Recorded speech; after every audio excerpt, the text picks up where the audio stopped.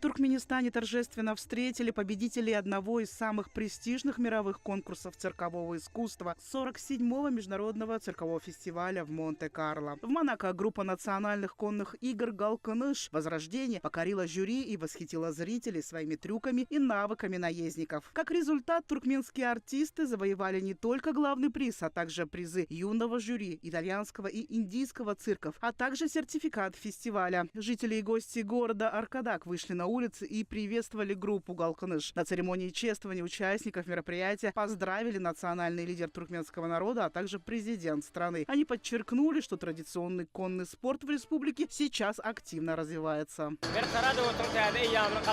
Для меня это большая честь быть частью этого исторического момента. Мы гордимся тем, что можем внести свой вклад в развитие туркменского искусства, показывая всему миру нашу уникальность. Каждый успех на мировой арене – это не только личная победа, но и победа всей нашей страны. «Галкыныш» олицетворяет связь с традициями, которые формировались веками. Наша группа сохраняет и развивает цирковое искусство, сочетая древние традиции с современными достижениями.